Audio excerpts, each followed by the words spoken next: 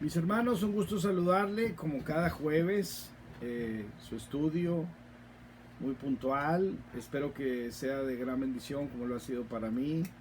Estamos aprendiendo y qué mejor de la palabra del Señor. Y el día de hoy quiero hablar de un tema muy bonito. Nuestro pastor Caleb García, el día de hoy, en el domingo, en la mañana, hablaba de un ciego de nombre Bartimeo. Y tiene que ver mucho con lo que voy a exponer el día de hoy. Vamos a aprender esa gran diferencia de este personaje ciego de nacimiento, pidiendo y reconociendo a Jesús como lo que él era, gritándole, casi, pues yo diría, brincando, ¿verdad? Pero vamos a empezar y yo quiero que entremos de lleno.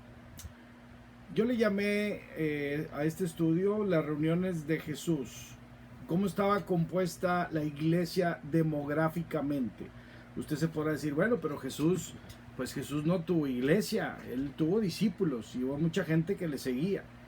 Pero sí la había, sí la había. No como estamos acostumbrados nosotros a acudir cada domingo o cada miércoles o cada día que hay reunión, sino que de alguna manera diferente. Y aquí, gracias a Marcos, vamos a saber cómo estaba compuesta demográficamente. Acuérdense, la iglesia, las personas que seguían a Jesús. Acuérdense que Jesús era el Mesías y le seguían multitudes.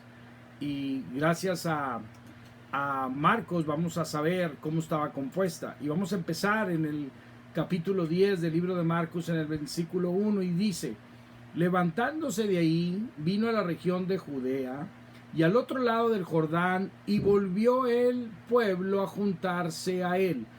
El pueblo a juntarse a él. El pueblo, mis hermanos, de entrada, pues ya es mucha gente. Sea pueblo chico, sea pueblo grande, ya es gente. Ya estamos hablando de personas de alguna manera de cantidad. Y de nuevo les enseñaba como solía. ¿Qué quiere decir? Que él enseñaba igualmente a una persona, igualmente a tres, igualmente a sus 12, igualmente en las sinagogas, igualmente en la multitud. Él no variaba. No es como algunos de nosotros, ¿verdad?, que nos dicen que le toca compartir un tema y luego, ¿y cuántos son? Como cuántos van a ir, a ver si vale la pena la ofrendita, a ver si vale la pena la vuelta, me voy a desgastar de que si nada más va uno o dos, pues como que no está muy bien ahí. El Señor era el mismo, el Señor era exactamente el mismo con uno que con 5,000. Y aquí de entrada vemos que el pueblo volvía a juntarse como era su costumbre cuando venían a ver a Jesús. Ahora, vamos a ver cómo estaba compuesta esa multitud, ese pueblo, esa algarabía de gente, cómo estaba compuesta. En el versículo 2 del capítulo 2 dice: se acercaron los fariseos. Usted ya sabe que son los eruditos de la ley, los que pueden ellos pues nada más traducir o interpretar, en este caso la Torá dejada por Moisés. Ellos eran los únicos y ellos eran los conocedores. Y dice: se acercaron los fariseos y le preguntaron para tentarle. No le preguntaron para aprender, no le preguntaron para saber, no le preguntaron por alguna duda, para tentarle si era lícito el marido repudiar a su mujer. Entonces aquí vemos ya de entrada personas interesadas en seguir, en caminar con Jesús, pero a ver en dónde le ponen el pie. Y aquí, mis hermanos, les pusimos a estas personas los opositores o los contradictores. En la iglesia, mi hermano, mi hermana, hay fariseos. En la iglesia de nosotros no, en otras iglesias, no se asuste. Hay personas que son y contradicen hasta que ya no pueden y se oponen. Oiga, es que vamos a hacer esto, vamos a hacer lo otro. Fíjese que andamos escasos de fondos, no tenemos para poder hacer aquí. ¿Qué les parece si hacemos una taquiza o hacemos una rifa o hacemos algo porque necesitamos cambiar sillas o necesitamos pintar el templo o que hay agua calientita en el bautisterio, que ya ve que ahora hasta el hermano se enfermó porque estaba helada el agua, nunca calentó, pues un termito, ¿verdad? Algo así. Y se oponen, Esas personas existen y estaban con Jesús. No es nuevo que aparezcan hoy. Esto también está, acuérdense, estamos viendo cómo se componía o se integraba, en este caso, demográficamente la iglesia de nuestro Señor Jesucristo. Los fariseos, los opositores o los contradictores. Seguimos, el mismo capítulo 10, versículo 10. Dice, en casa volvieron los discípulos a preguntarle de lo mismo. ¿Quiénes son los discípulos? Los discípulos son los seguidores de Jesús. Un discípulo es el que camina detrás del maestro, en este caso del Señor Jesús. Nosotros, mis hermanos, somos seguidores ¿de quién? De Jesús. Pero Jesús dejó encargado ¿a quién? A su pastor, en este caso el pastor Caleb. Él es el que usted va a seguir. Usted va a ser su discípulo, poniendo la mirada en Jesús, no en el hombre. Acuérdense, maldito del hombre que confía en el hombre. Nosotros tenemos que ser imitadores, como dice el apóstol Pablo en el libro de Efesios, ser imitadores, siguiendo el camino del amor.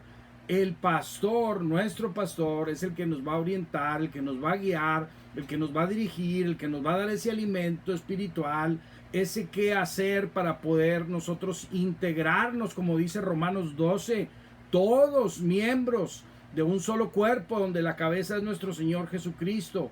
Eso es lo que tenemos que hacer, seguidores. Acuérdense, Marcos nos dijo que había fariseos, pero también había seguidores, discípulos del Señor, que estaban con él y que por lo menos eran 12. Entonces ellos se juntaban para lo mismo, porque a veces no entendían ni los discípulos lo que estaba enseñando Jesús.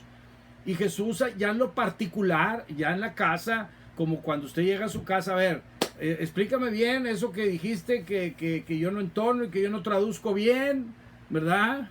Como pasó el día de hoy, que la hermanita, pues ahí todos somos humanos y nos equivocamos. Además el hermano con mucho amor se lo dijo.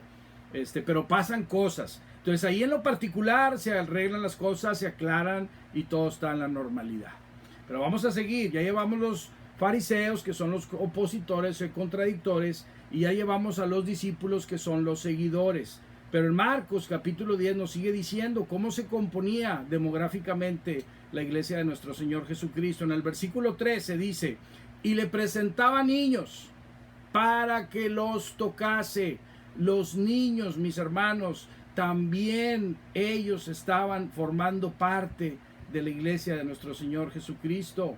Y le decían, dejar que los niños se acerquen a mí, porque de tales es el reino de los cielos. Ellos nunca los hizo a un lado el Señor Jesús, al contrario, dijo, sed como niños. ¿Qué hace un niño cuando lo regañan? Le pegas. El niño hizo algo inocentemente, tú por lo que hizo te tiró la salsa, o te tiró el taco que te ibas a hacer, o le cambió a la televisión sin querer, te perdió el control, te tiró la batería, no la encuentras, y tú estabas viendo el fútbol y te molestaste y le pegaste. El niño llora y a los 5 minutos viene y te abraza y te da un beso. A eso se refiere el Señor Jesucristo. Tenemos que ser como niños, tenemos que actuar como tales, dejar que los niños se acerquen a mí, porque de tales es el reino de los cielos. Entonces ya tenemos los fariseos, que son los contradictores o los opositores, tenemos a los discípulos, que son los seguidores, y tenemos a los niños, que de ellos no tienen que hacer nada, mis hermanos. Nosotros sí. Nosotros tenemos que reconocer y aceptar al Señor como nuestro único y suficiente Salvador personal, para poder llegar a volver a tener lo que se nos había pagado allá en el huerto del Edén, la dimensión espiritual. La volvemos a tener por medio de aceptar a nuestro Señor Jesucristo. Y ahí empezamos en un proceso de la santificación, muriendo cada vez más a nosotros y siendo más parecidos al Señor, hasta que lleguemos, como dice Efesios 4:13, a llegar a la medida de la plenitud de nuestro Señor Jesucristo. Entonces, ahí vamos. Espero que me esté explicando bien. El mismo capítulo 10, el versículo 17 dice, al salir él, en este caso el Señor Jesús, para seguir su camino, vino uno corriendo e hincado la rodilla delante de él le preguntó: Maestro bueno, ¿qué haré para heredar la vida eterna? Aquí, mis hermanos, esos que vienen corriendo, esos que vienen detrás, que les dijeron que aquí es una iglesia donde te van a enseñar, donde vas a aprender, donde vas a conocer, donde hay gente como tú joven, estos son los nuevos, que no saben que no se trata de ellos, sino de Dios. Mucha gente cree, es que yo voy a servir porque yo hago falta, yo estoy joven, yo estoy fuerte, yo les puedo ayudar, no van a tener problema, yo soy necesario. No, no se trata de ti, se trata de Dios, se trata de lo que Dios va a hacer contigo, va a ser ese nuevo amor, vas a empezar a conocer, vas a empezar a involucrarte en las cosas de Dios de tal manera que cuando acuerdes ya vas a estar bien metido y vas a querer, no vas a llenar con lo que estás aprendiendo día con día, se te va a hacer corto el día para poder seguir estudiando y vas a empezar a buscar clases, tal vez te metas a un instituto bíblico, tal vez estés preguntándole a las personas que conocen más, los ancianos que le llama la Biblia, que tienen tiempo ya y conocen la palabra, preguntas, dudas acerca de un pasaje, tal vez en teología, exégesis o hermenéutica, no lo sé, cualquier cosa, eso se refiere que también componían demográficamente la iglesia de nuestro Señor Jesucristo. Los nuevos también estaban ahí, lo seguían al Señor Jesucristo. En el versículo 35 dice: entonces Jacobo y Juan, hijos de Zebedeo, se le acercaron diciendo: Maestro, querríamos que nos hagas lo que pidiéremos. Y ahí ellos les piden, si tú continúas leyendo más adelante, quién se iba a sentar a la derecha y quién a la izquierda. Esos se llaman los líderes, los que quieren ser líderes. Y de alguna manera los tiene que haber. Es necesario que los haga. Es necesario que los haya. Pero mi hermano, eso no es trabajo tuyo. Eso es de parte del pastor. El pastor en su oración directamente con nuestro Señor Jesucristo a través del Espíritu Santo, Él va a recibir quién va a ser la persona para tal o cual cargo de la iglesia.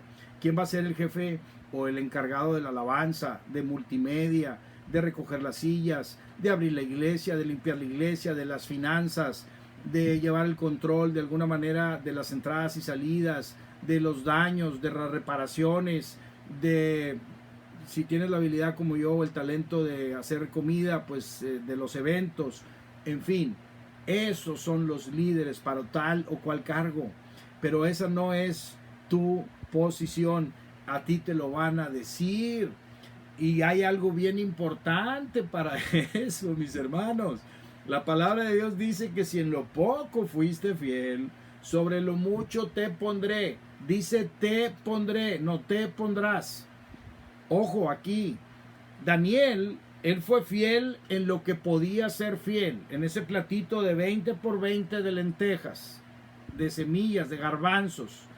Él era fiel ahí y el Señor se encargó de ponerlo a segundo al mando de 4 imperios, otra cultura, otro idioma, reyes babilónicos paganos. Daniel como segundo, el más importante después de los reyes, era Daniel, pero ahí él no hizo absolutamente nada, el Señor fue el que se encargó, pero él fue fiel, empezó a ser fiel en lo que él podía ser fiel. ¿En qué estás siendo fiel tú ahorita? ¿Qué es tu cargo que tienes tú?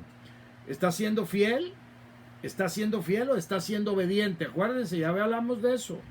Lo más importante es la fidelidad, no ser obediente. Ser obediente es bueno, pero a veces no eres fiel. Llegas muy puntual, ahí estás, a mero adelante tal vez, o a la mitad donde estoy yo, y bien peinadito y bien todo. Sí, pero no eres fiel. No eres fiel con tus diezmos, con tus ofrendas. No eres fiel en tu casa, tal vez, en tu trabajo. Tienes una caja chica por ahí, ¿verdad? Que más está incrementando semana con semana.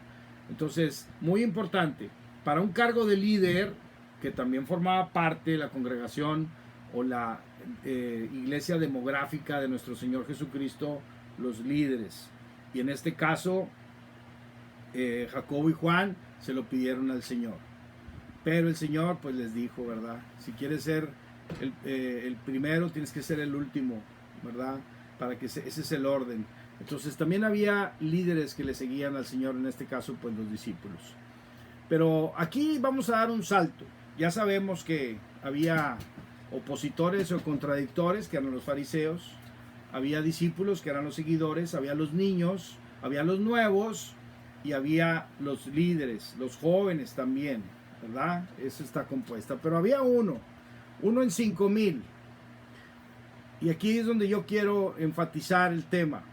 En Marcos, en el capítulo 10, del 46 al 52, se lo voy a leer. Dice: entonces vinieron a Jericó, y al salir de Jericó él y sus discípulos y una gran multitud, hablando otra vez de multitud, Bartimeo, significa hijo, Timeo entonces es hijo de Timeo, ya no lo había dicho el pastor hoy en la mañana. Bartimeo el ciego, hijo de Timeo, estaba sentado junto al camino mendigando, porque ese era su trabajo, eso era su oficio. Y oyendo que era Jesús Nazareno, comenzó a dar voces a decir: Jesús, hijo de David, ten misericordia de mí. Y muchos le reprendían para que callase, pero él clamaba mucho más: Hijo de David, ten misericordia de mí. Entonces Jesús, deteniéndose, mandó llamarle, y llamaron al ciego diciéndole: ten confianza, levántate, te llama. Él entonces, arrojando su capa, se levantó y vino a Jesús. Respondiendo Jesús le dijo: ¿qué quieres que te haga? Y el ciego le dijo: Maestro, que recobre la vista. Y Jesús le dijo: vete, tu fe te ha salvado. Y enseguida recobró la vista y seguía a Jesús en el camino. Fíjense nada más aquí, mis hermanos. Ya sabemos que lo seguían muchísimas personas, llamadas multitud. Y entre ellos, pues ya dijimos, estaban los contradictores o los opositores, los seguidores, los niños, los nuevos, los líderes. Y entre esos miles aparece uno en 5,000. Ese uno tenía algo muy claro que los otros no, aparentemente. ¿Qué grita Bartimeo? Jesús el Rey. Él sabía quién era Jesús. Él sabía, para empezar, quién era, aunque no lo veía. Pero él creía, porque él tal vez le dijeron, tal vez escuchó, tal vez los milagros, no sé, porque no lo dice. Pero él estaba seguro, tan seguro que lo gritaba. Y lo gritaba tan fuerte que los que estaban ahí, cállate, no ves que están aquí puros romanos, nos van a agarrar a patadas aquí. ¿Cómo que rey? Si el rey es el César, no él. Cállate, por favor, porque nos va a ir como en feria aquí. Pero él gritaba más fuerte. ¿Y qué decía?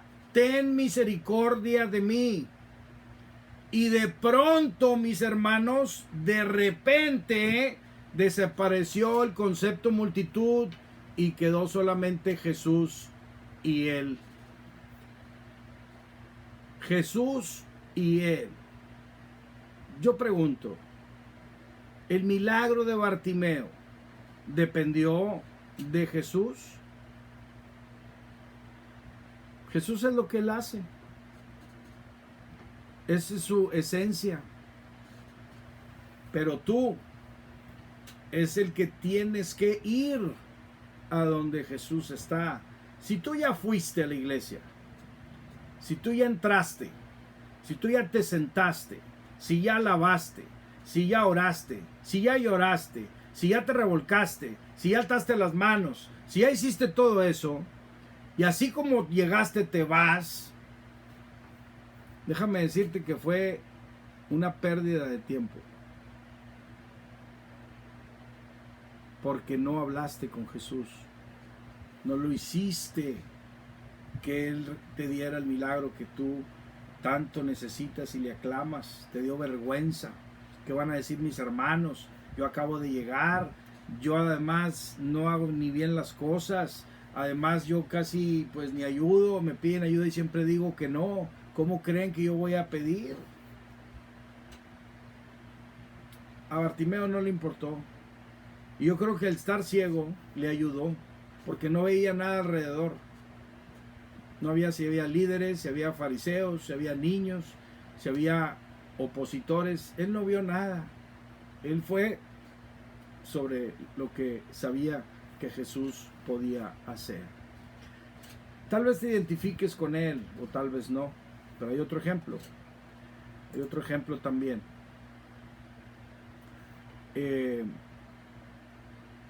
Antes de pasar, quiero dejar muy en claro, porque me parece muy importante, cuando nosotros vamos al culto, mis hermanos, todos aprendemos.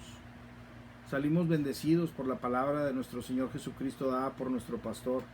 Y hasta preguntamos, oye, ¿cómo estuvo la reunión? Vea que estuvo bien padre, ¿te llegó? ¿Sentiste como yo o nada más yo sentí? Yo creo que, hombre, esas muchachas cantan y el pastor de veras, una palabra impresionante. Y así somos, mis hermanos. Así somos. Somos, a veces queremos como que nos den la aprobación. Pero mi hermano, cuando tú asistes a la iglesia, seguro el Espíritu Santo del Señor está ahí y Jesús también. Hasta ahí cumplió el Señor contigo. Pero el milagro, ¿de quién depende? Ese 1 en 5,000, ese que hace la diferencia, ese que no está distraído en el teléfono cuando el pastor está allá, o cuando timbra el teléfono, o cuando ya te estás medio cabeceando. ¿De quién dependió que recibieras tu milagro? Pues de ti, de ese uno en toda la congregación que está ahí. A Bartimeo no le importó que lo callaran, no le importó inclusive hasta que le manosearan, porque yo estoy seguro que hubo más de uno que le quiso hacer algo a él. Pero mire, más adelante, después de este milagro, Marcos no nos lo dice, pero Lucas sí. Ahí cuando iba Jesús por Jericó, ¿verdad? No sé por qué razón Marcos no, pero Lucas sí. Entonces investigamos un poquito y dimos con Lucas el capítulo 19, del 1 al 10. Fíjese lo que pasó ahí mismo, en ese mismo evento, más adelantito. Dice, habiendo entrado Jesús a Jericó, iba pasando por la ciudad, y sucedió que un varón llamado Zaqueo, que era jefe de los publicanos y rico, algo así como un procurador de Hacienda, ¿verdad? Un alto jerarca de recaudador de impuestos, procuraba ver quién era Jesús, pero no podía a causa de la multitud. Otra vez, tema multitud. Pues era pequeño de estatura, era chaparrito. Entonces, como era chaparrito, pues no podía ver bien, no le ayudaba. Además, yo creo que ni lo dejaban, porque sabían quién era él. Estaba Jesús, y la multitud de Jesús, ¿quiénes eran? Pues no eran los romanos, eran los judíos. Y sabían los judíos quién era Zaqueo, el que saqueaba, ¿verdad? O Zacarías, más bien el nombre, el apelativo de él.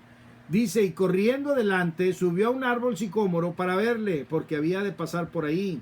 Cuando Jesús llegó de aquel lugar, mirando hacia arriba, le vio y le dijo, Zaqueo, date prisa, desciende, porque es necesario que pose yo en tu casa. Entonces él descendió a prisa y le recibió gozoso. Al ver esto, todos murmuraban. ¿Quiénes murmuraban? ¿Quiénes eran los que andaban ahí? Pues los fariseos, obviamente, los opositores o contradictores. Ahí estaban todavía, y ahí nos da la prueba de que seguían ahí, diciendo que había entrado a posar con un hombre pecador. Entonces Zaqueo, puesto de pie, dijo al Señor, he aquí, Señor, la mitad de mis bienes doy a los pobres, y si en algo he defraudado a alguno, se lo devuelvo cuadruplicado. Jesús le dijo, hoy ha venido la salvación a esta casa, por cuanto él también es hijo de Abraham, porque el Hijo del Hombre vino a buscar y a salvar lo que se había perdido. Mire, Zaqueo es, pues el nombre es más parecido a Zacarías, pero no era querido muy bien por nadie de los judíos, porque pues les cobraba y les cobraba bien.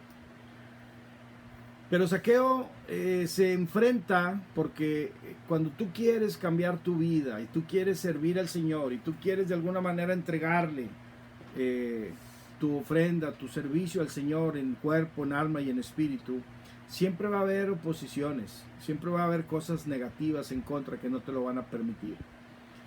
Pero Zaqueo sabía de Jesús, tan sabía que él fue, pero él llega y se enfrenta a un primer problema, que había mucha gente y él era chaparrito.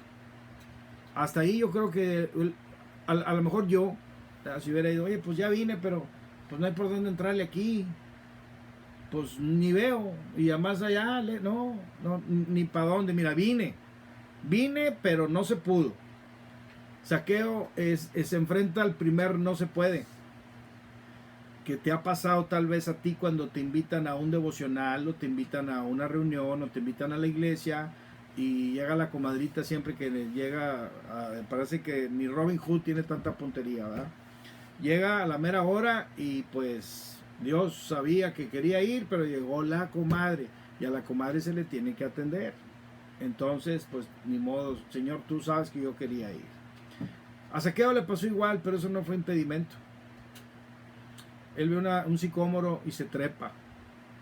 Imagínense el showzazo ese, Zaqueo, rico, arriba de un sicómoro.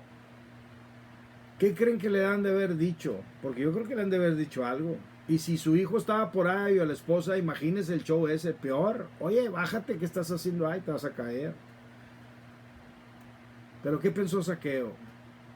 Esta pasadita de Jesús por aquí, yo no me la pierdo. Así tenga que treparme donde me tenga que trepar. Y ese 1 en 5,000 marcó la diferencia.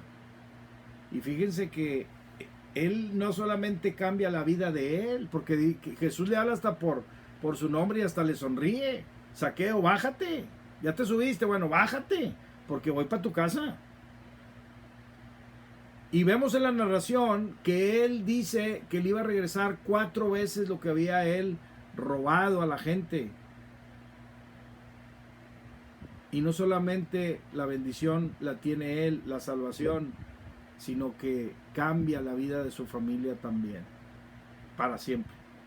No solo experimentó él la sanidad, sino llevó la salvación a su casa. Y el Señor lo sabía que era necesario eso. Pero algo pasó importante en Zaqueo.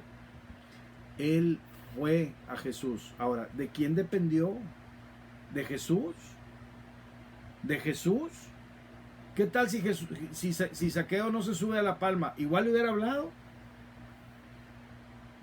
Yo creo que no. Para empezar no lo hubiera visto. Estaba muy chaparrito. Entonces, ¿de quién depende el milagro de Jesús? ¿De quién? Y de la familia de Zaqueo. De Zaqueo. De ese 1 en 5,000. Él fue a buscar al Señor. Dijo, esto yo no me lo pierdo. Yo tengo que ir con Él. Yo tengo que acercarme al Señor. Si tú ya fuiste, saca tu bendición. No solamente para ti, sino para tu familia también. Y hay otro. Dice en Marcos, volviendo con Marcos en el capítulo 5 del 21 al 34, dice... Pasando otra vez Jesús en una barca a la otra orilla, se reunió alrededor de él una gran multitud. Volvemos con la multitud. Ya sabemos que es la congregación demográfica de nuestro Señor Jesucristo. Y él estaba junto al mar. Y vino uno de los principales de la sinagoga llamado Jairo. Y luego que le vio, se postró a sus pies y le rogaba mucho diciendo, mi hija está agonizando, ven y pon las manos sobre ella para que sea salva y vivirá. Fue pues con él y le seguía una gran multitud y le apretaba. Seguía la multitud presente con Jesús. Pero viene aquí lo que es bien importante. Pero una mujer que desde hacía 12 años padecía de flujo de sangre y había sufrido mucho de muchos médicos y gastado todo lo que tenía y nada había aprovechado, antes le iba peor. Cuando oyó hablar de Jesús, vino por detrás de entre la multitud y tocó su manto, porque decía, si tocase tan solamente su manto, seré salva. ¡Wow! ¡Qué fe tan impresionante de esta mujer! Primero vemos a Jairo. Pues ahora sí que los principales, de los meros de la sinagoga. O sea, no era cualquiera. No era cualquiera. Él fue, y mi hermano, cuando está enferma un hijo o una hija, se paraliza el mundo. Tú tienes que ir a hacer lo que tienes que hacer, vas a ir a buscar la ayuda que tengas que buscar y le vas a dar para adelante. Y él así lo hizo. Pero en ese trayecto donde iba Jesús con Jairo, una mujer de esa 1 en 5,000 de la multitud dijo, si tan solo le tocase. ¡Wow! Y lo tocó. ¿Y qué creen que pasó? Más adelante sigue diciendo, vamos a leer, dice, y enseguida la fuente de su sangre se secó y se sintió que el cuerpo estaba sana de aquel azote. Luego Jesús, conociendo en sí mismo el poder que había salido de él, volviéndose a la multitud, dijo, ¿quién ha tocado mis vestidos? Y sus discípulos le dijeron, ¿ves que la multitud te aprieta y dices, ¿quién me ha tocado? Pero él miraba alrededor para ver quién le había hecho esto.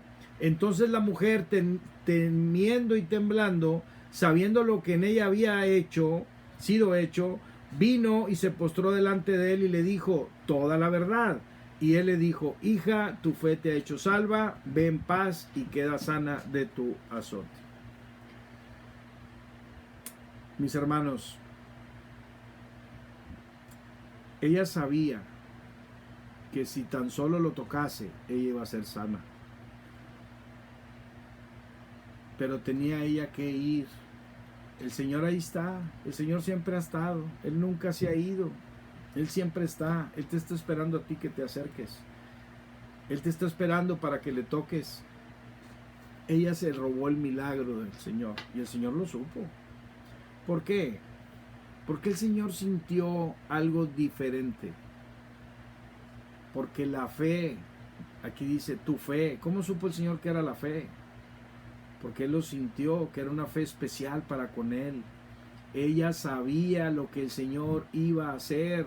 Porque acuérdense, si un sacerdote, ¿verdad?, tocaba sangre con su manto, quedaba inmundo y tenía que purificarse por 7 días. Acuérdense del samaritano que bajó el levita y luego bajó el publicano y todos ellos, y le daba la vuelta hasta que llegó el samaritano y lo curó.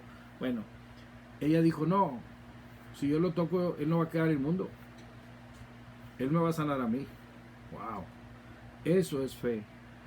Y esa 1 en 5,000 marcó la diferencia. Ella no se perdió el milagro. Ella lo sabía. Y tan lo sabía que Jesús dijo, de mí salió poder ante esa multitud. En cualquiera de los 3 casos, mis hermanos, los 3, Jesús trajo la sanidad. En los 3 trajo la sanidad. Para los 3.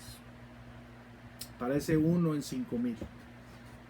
Toda la multitud fue bendecida. Toda la multitud fue pues llena de la palabra del Señor. Porque la palabra de Dios nunca regresa vacía. Pero de entre esa multitud, esos 3, ese 1 en 5,000 se llevó el milagro. Todos los demás fueron bendecidos en general. Todos, sin excepción. Los niños, los líderes, los seguidores, los opositores, todos. Pero mi hermano, cuando voy a la iglesia y Jesús está ahí y el Espíritu Santo está presente, y yo voy a seguir siendo igual, yo voy a seguir siendo la misma persona que va, está y se regresa a su casa o a comer o lo que sea. No va a ser ni siquiera útil seguir yendo ya a la iglesia, porque vas a estar repitiendo lo mismo. Hay una rutina. Da ese salto como Bartimeo, da ese salto como Jairo, súbete a la palma como Zaqueo, arrástrate si es posible como la mujer del flujo de sangre, pero haz que dependa de ti ese milagro que tanto esperas. Brinca, salta, patalea, haz lo que tengas que hacer, pero alcanza ese milagro, porque el Señor es lo que Él sabe hacer y está esperando hacerlo contigo. Solamente sé ese 1 en 5,000 y verás la diferencia de nuestro Señor. Que el Señor les bendiga, mis hermanos. a seguir adelante, a hacer ese 1 en 5,000. A donde quiera que tú vayas, marca la diferencia. Dios les bendice.